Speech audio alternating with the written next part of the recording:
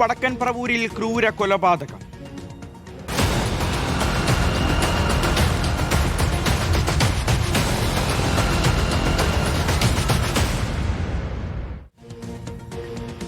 എറണാകുളം വടക്കൻ പറവൂരിൽ യുവതി സുഹൃത്ത് കൊലപ്പെടുത്തി. ചുണ്ടി സ്വദേശി സുരമ്യയാണ് കൊല്ലപ്പെട്ടത്. പ്രതി ഷിബിനെ കസ്റ്റഡിയിലെടുത്തിട്ടുണ്ട്. ഷിബിന്റെ വീട്ടിൽ എത്തിച്ച ശേഷം കത്തി ഉപയോഗിച്ചുകൊണ്ട് കൊലപ്പെടുത്തുകയായിരുന്നു. SS ശരൺ ഈ വാർത്തയുടെ വിവരങ്ങൾ നൽകും. ശരൺ, ഇത് എപ്പോഴാണ് ഈ കൊലപാതകം സംഭവിച്ചത്? എന്തിനായിരുന്നു ഈ ക്രൂരത?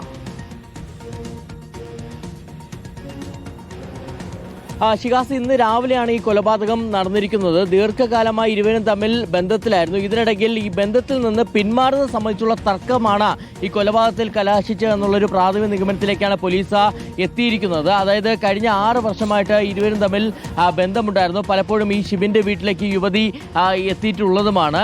ഇന്ന് രാവിലെ കൊടുങ്ങല്ലൂരിലേക്ക് പോകാനെന്ന് പറഞ്ഞുകൊണ്ടാണ് യുവതി ആലുവയിലെ വീട്ടിൽ നിന്ന് ഇറങ്ങുന്നത്. അതിനുശേഷം പറവൂരിലേക്ക് എത്തിയപ്പോൾ ഈ ഷിബിൻ യുവതിയുടെ മൊബൈൽ ഫോണിലേക്ക് വിളിക്കുന്നു. അതിനുശേഷം അത്യാവശ്യമായി കാണണമെന്ന് പറയുന്നു.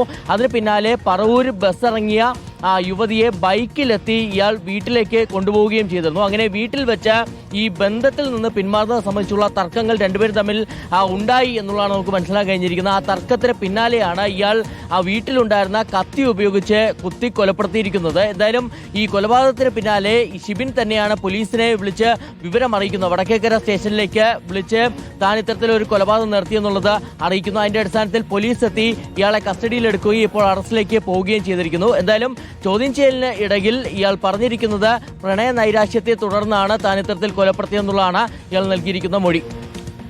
ശരി, ക്രൂരമായൊരു കൊലപാതകമാണ് നടന്നിട്ടുള്ളത്.